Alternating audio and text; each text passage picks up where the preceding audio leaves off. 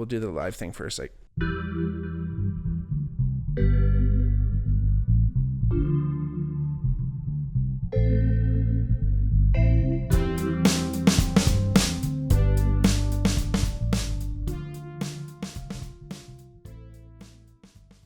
hey everybody, welcome back to the Bigmark podcast. It's me, your host, Bigmark.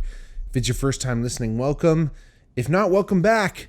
Like I always say, if you ever wanted to reach out to the podcast, please reach us on our DMs, either on Twitter or Instagram at the Bigmark Pod or at the Bigmark Podcast. If you're watching on YouTube, please like the video, subscribe to our channel and hit the bell for notifications so you know when our next video comes out. I just said reach out to our DMs. Let us know if you like. We can see obviously in our statistics online, but if you like watching the videos more, if you do both, let us know, make a comment, whatever you want to do. But I've always been really curious about that. And if you ever wanted to support the podcast, we have a Patreon, patreon.com/thebigmarkpodcast.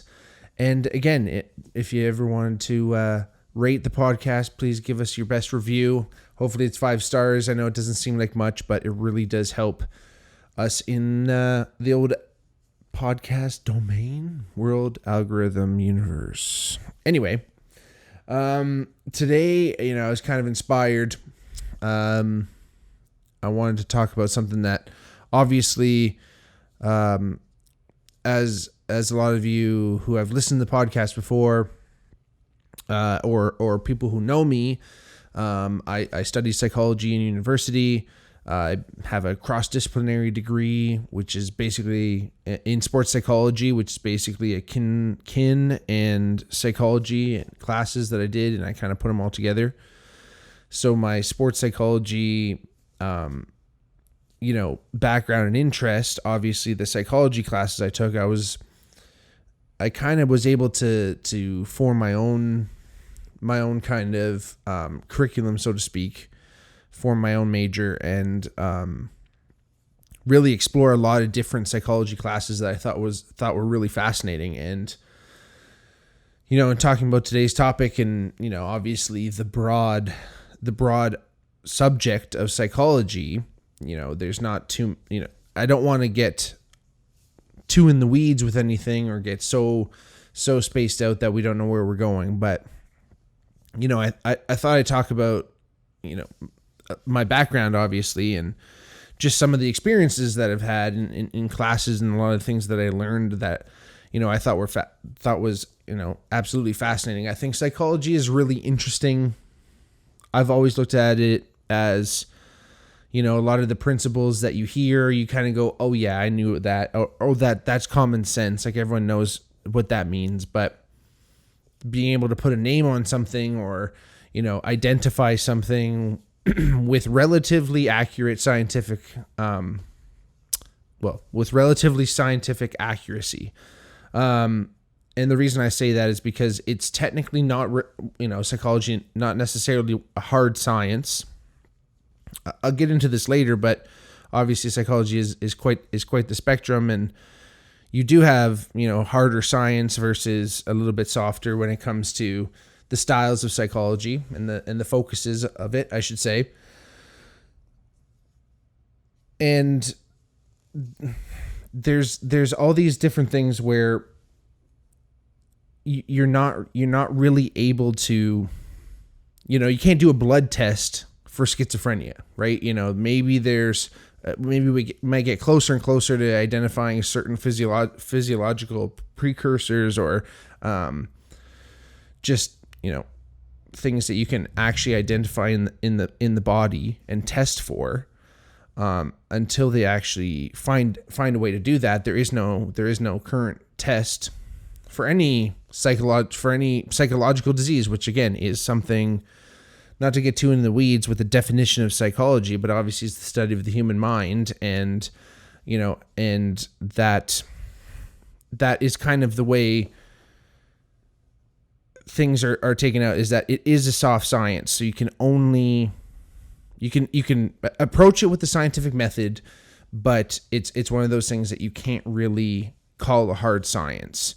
A lot of it, obviously in the clinical aspect of it, has to really do with the therapists themselves and their interpretations. And unfortunately, sometimes things don't always go well.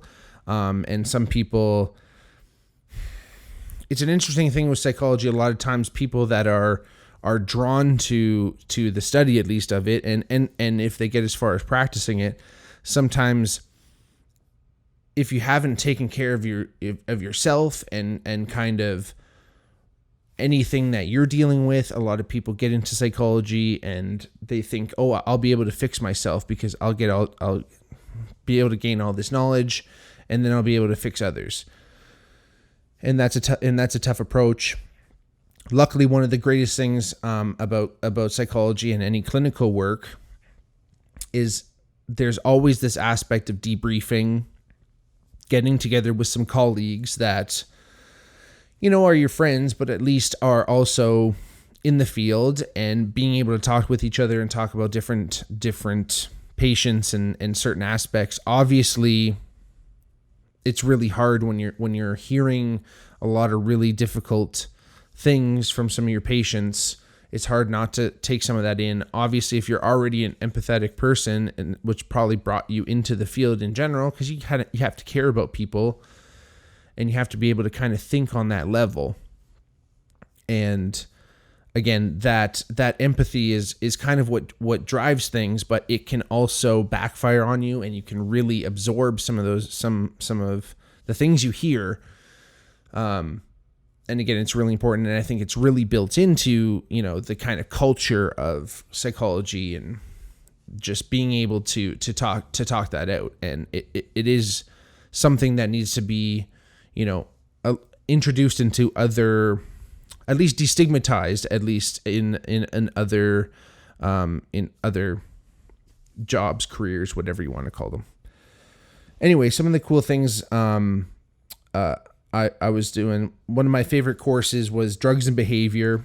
Great course at Western, 2020, whatever, Psychology 2020, which is jokes. Dr. Riley Hinson, I looked him up, classic guy. The guy was from South Carolina. He had a full-on drawl at this, and he would say things like marijuana and blunt. Do you know how to smoke a blunt? And anyway, I wish he had more. He didn't really have catchphrases, but he just had such a really thick accent, and it was a good class. I tried to take his class in either first or second year, and the way the tests went was they were 100% true or false. There wasn't a true and false section and then multiple choice, blah blah blah. It was the whole thing was true and false. And there was legitimately 180 questions. It was some weird thing where if you can skip it if you don't know the answer, but if you get it wrong, it's worse than skipping it. So you want to make sure you know it for sure, and if you don't, you're better off skipping it. But the more you skip, it just threw off the ratio. Hardcore, I wasn't really down, so I was like, fuck it, I'm out. And I think that's how he did it, because honestly, the second time around when I stuck it out and was really interested in the course, and this was after I was injured and wasn't playing football anymore too, so I was a little bit more focused. When I went in there, after the first test, which was still hard as fuck, and it was mad true and false questions, but you did what you did. The other two weren't 100% true and false. There was different things. They weren't as hard, I will say, but it was 100% one of those classes. If you didn't go to class, you would miss so much shit, and you would probably fail the course, because that's just how he built it. However, all that being said, turned out to be obviously an excellent learning experience, because you're always there and you're always really present, and those tests did reinforce the learning, I thought, and he had created his own thing. So really well done. It's been probably repeated over at least 10 years. But it was a really cool class, again, being called Drugs and Behavior. You kind of think, oh, this is just going to be about drugs, la la la. Yeah, it's a lot about street drugs and things. But it really talks about, obviously, the behavior, the psychology of it, and those interactions of those drugs and different systems in the body, and how they react with those systems that are endogenous, and it's either excitatory or inhibitory. It really broke things down, where when I think about drugs and any type of drug, fucking Advil to, Adderall and fucking harder drugs and whatever, they're just these chemicals that enter your system, right? Like, there's no like good drugs and bad drugs. They're just chemicals. It's what you do when you're on them, right? And obviously you can do too much and it can kill you. But understanding the dose curve, which is essentially, without getting too far into it, is just how your body actually reacts to most drugs. And most drugs have a kind of S-shaped dose curve, meaning they kind of come on a little slow, they last for a duration, and then they go off. Obviously, every drug has a different shape in general, but again, that's just how your body actually reacts to the drug, and you can overdose and you can microdose, which is essentially an underdose, subliminal dose as they call it. But again, it just broke it down simple, where your body is chemicals. There's chemicals flowing in your body already. In fact, I think it was Timothy Leary potentially said this, but that everyone creates dimethyltryptamine in their brain, which is an illegal drug. So everyone has an illegal drug on them at all times. Your brain is actually creating it. So your brain is meant to deal with these chemicals, and it's meant to be modulated, whether or not that's based on external sources or internal sources. Whether you're meditating and doing yoga and releasing endorphins that way, or smoking a bowl, or doing other drugs that make you feel good. If you're dedicating your entire life to that, not so good. And again, I don't want to get too far into the weeds on this, but again, a little bit more into the psychology of how society kind of perceives drugs. We've chosen tobacco and alcohol to be our drugs that we like. Caffeine, everything is up there nice. But these other drugs, and I guess marijuana in Canada and certain places, and cannabis, I should say, in certain places, it's kind of coming in. But then other drugs that are natural as well aren't allowed. Anyway, so another great course. Can't remember the full-on name and everything of this course, but it was like a full-on neuropsych course. Everything we talked about was, quite, scientific. And I remember right at the beginning of the course, and this teacher was cool. Her focus of study was actually the endogenous cannabinoid system in the human body. So the human body has this endogenous cannabinoid system. Our brain produces this chemical called anandamide, and it's part of like the natural pain relieving endorphin kind of system. And that's the same system that when you smoke weed, when you eat weed, whatever, ingest cannabis, that's the system that THC actually works on. That's why it's pretty safe. That's why it can't kill you, because your body produces it as well. And it's really good at pushing it out of your body. Sometimes, it sticks around a little bit, but it's good at dealing with it. It's not like a wild chemical, and it already works on a system that is built to do that. It's not disrupting any other normal functions, really. And the side effects are when you're obviously smoking enough of it, being high is obviously that system ramped up. But I remember at the beginning of the course, she said she like, when she was saying it too, I respect it, because it almost felt like she didn't really mean it. She was just kind of like setting the tone and being like, hey, we're in This is like science mode now. This isn't like, oh, let's think and talk about necessarily people's feelings and talk it out. Like, let's actually try and figure out those blood tests for schizophrenia. That's what we're in here for. So she was saying everything we talk about from here on out is based on a monist approach. So a monist approach is, again, the mind theory is that there's a monist approach and a dualist approach. The monist approach is that your brain, the chemicals in your brain, are everything that you see. And everything that you feel and touch are all just responses from the environment, and your brain's chemicals are just, interpreting that. And everything you think and feel and imagine are just chemicals firing and synapses going off, and you are essentially just like a robot.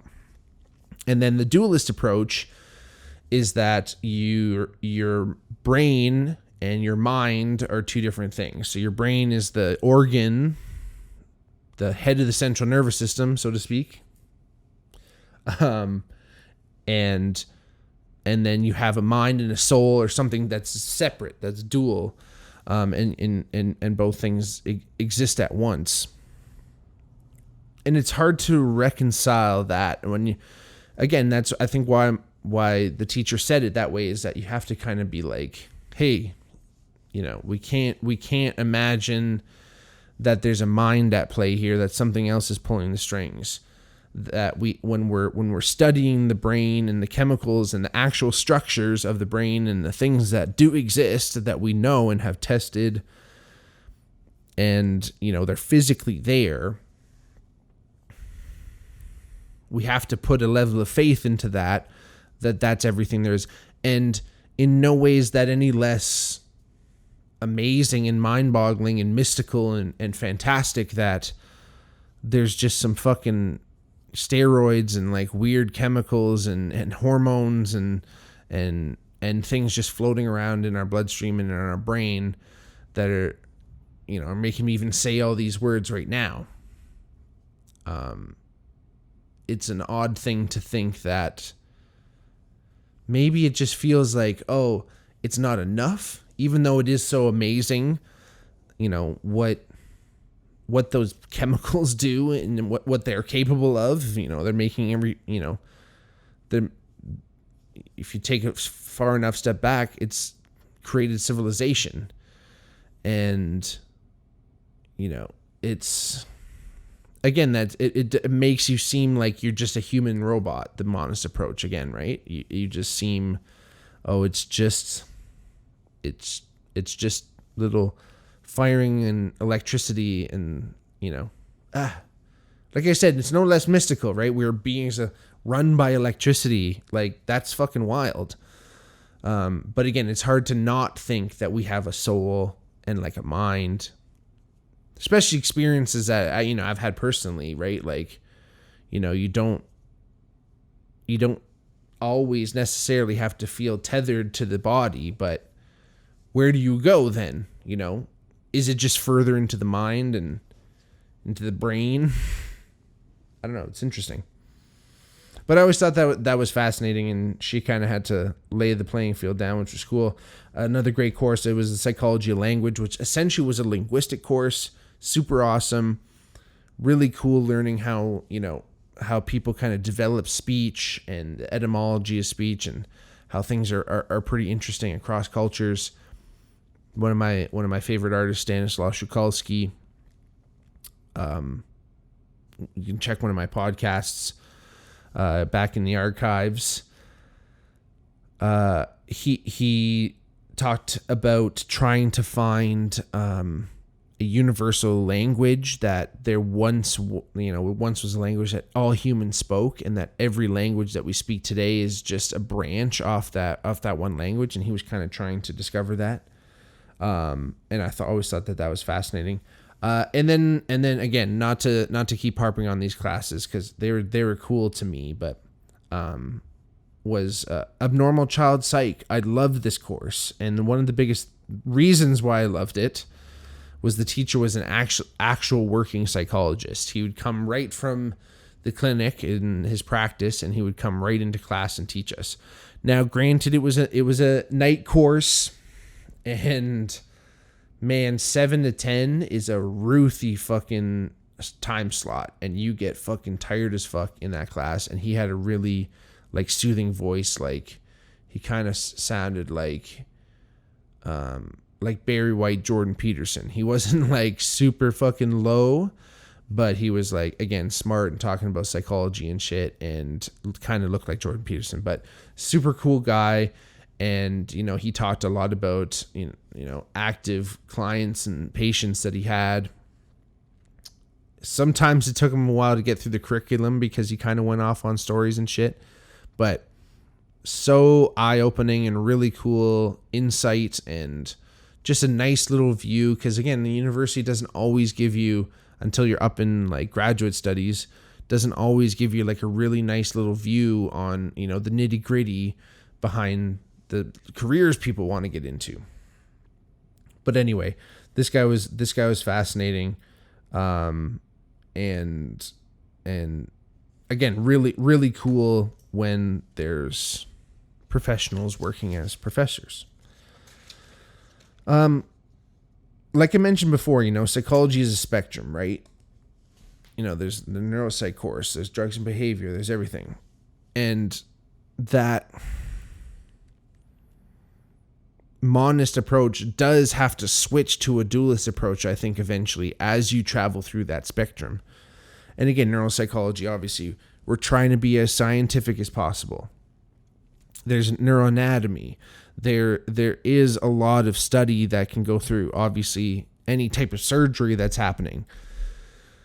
There has to be this approach that, you know, this part of the brain makes you feel like this. Obviously, it's not necessary, but this system in the brain is responsible for this. If we manipulate a certain part of the brain, there is a physical effect. You know, when you do open brain, or, you know, you do brain surgery and the skull is open, the person is awake, because you need to know.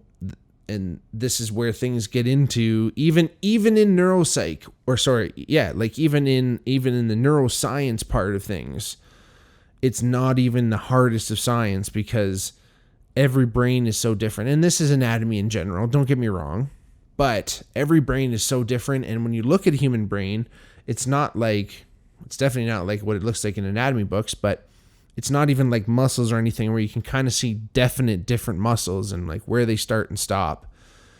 It's all the same color. Really, there's a big structure in the middle that you can kind of tell, but other than that, it's all just like weird gray matter. But the person has to be awake in the surgery, because if you don't hit the right spot and they start speaking another language, you got to go back and fucking go try another area. But again, it's where that approach does make sense, where it's like this, the brain is the brain, and that's where everything starts and stops. But again, when you kind of move through things and you kind of get into more, you know, talk therapies and things like that, and clinical things where you're actually sitting down with people and actually doing therapies with them, and cognitive behavioral therapies and things like that. And then there's like contemplative psych and things like that, and theoretical things, right? Where like contemplative psych is like the study of like the contemplative processes and practices that people do. So like yoga, meditation, things like that. It's the psychology of that. So we're thinking, and we're studying the thinking of thinking. We're thinking about thinking.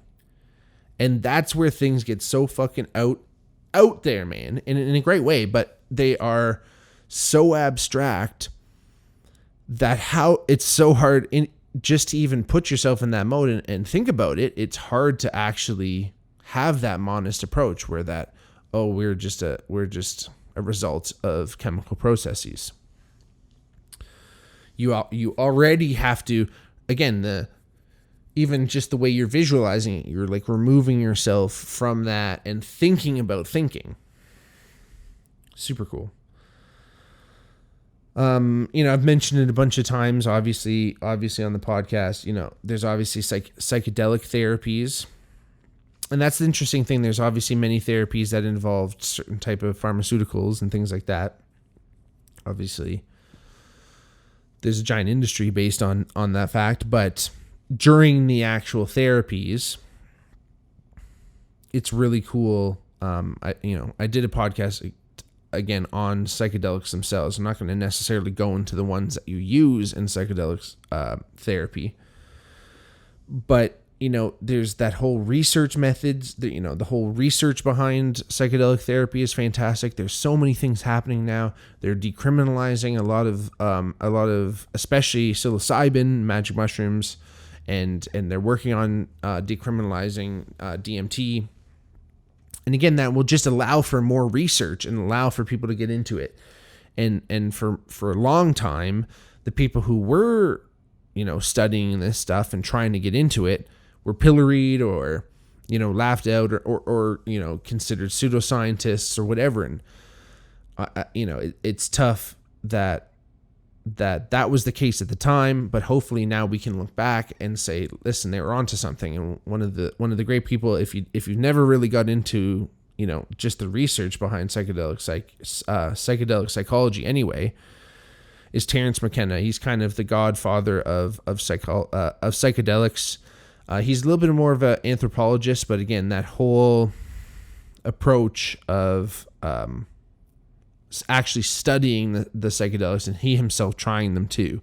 So not just like looking at research, but actually experiencing things for himself. And obviously the list goes on and on of the scientists. Obviously Albert Hoffman with LSD and many others, but again, that actually did research with trying to make breakthroughs in the human mind with psychedelics.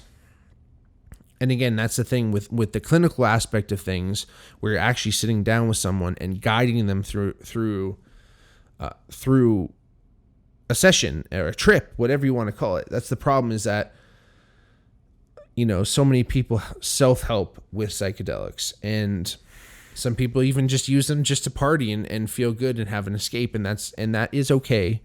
But their potential really does lie in that opening of the mind and allowing someone to guide you in the right direction, where you can make true breakthroughs. Even most of the times that I've ever tried psychedelics, you're listening to music, you're hanging, even if you have some moments to yourself to think about things, that's not the entire trip, right? And some psilocybin trips are like, can last 6 to 8 hours. So it's a long time to just kind of sit there and think. So it can kind of get boring, right? So you do things and you have fun and things ebb and flow. But if you're there with a therapist and you're able to actually talk out certain things, and again, they're there as a guide, and they can guide you in a certain way. And it is a guide because it's a trip, and you sometimes need a guide because you're going into unknown territory. And when you're taking those steps out there, to go alone is brave, truly. Talk about Terence McKenna. His method of taking psilocybin mushrooms is 5 dried grams in the silent darkness. And that's pretty hardcore, especially for people who haven't done psychedelics. And I'm sure most clinical sessions don't involve that high dose, and I'm sure it's probably intravenously, or especially right now, it might be a psilocybin analog. But again, things are much more controlled. You're hopefully in a comfortable space, and again, the guide is aware and able to provide comfort, whatever that may be. But again, guide you through things. And a lot of times, people that do freak out on psychedelics is because they don't know what's going on. They don't know, because time dilated, and all of a sudden a minute feels like an hour, and they don't know how long things are going to last, or they start thinking about something freaky, and no one's there to kind of reel them in and keep them on track. and like I've mentioned before, obviously I've been extremely interested in that. Hopefully someday I can continue to pursue my schooling in that, and want to do my master's in that, and then get my own place. But again, I think the biggest idea about all this and why I was inspired to bring up psychology is that for the first time I went and spoke with a therapist, and it was, well, actually not the first time in my life, but the first time, like, in my adult life. And it was great. It was for one session right now, one session down, and it's interesting. It's a little bit like kind of like a personal trainer where, you got to kind of work a couple sessions to really see how things work. And the intro session, it's, again, you're time limited, so you can only talk for so long, kind of just like this podcast. So again, I just wanted to destigmatize therapy, man. Go if you feel like you need to talk to someone, even if you don't. It's just like I said, a fucking personal trainer. I played sports my whole fucking life. I didn't coach myself. I didn't teach myself how to fucking shoot a basketball. I didn't teach myself how to play offensive line. I had a coach. I had a trainer, how to work out. Even after I knew how to do all that shit, I still had fucking coaches and trainers to try and get better. So why not do it for your own mind? We talked about it before, but destigmatize it. Thank you for listening, everybody. I love you all. If you ever wanted to check us out, hit us up on our DMs at the Bigmark Podcast, at the Bigmark Pod. Like this video, subscribe to the podcast if you're watching on YouTube. Wherever you're listening, please rate the podcast, rate it high, rate it 5. We really appreciate it. And tell a friend. If you tell a friend, one friend, we can double the podcast overnight. And check out our Patreon too, patreon.com/BigMarkPod. Anyway, thanks again for listening, everybody. I love you all. Talk to you soon. Peace.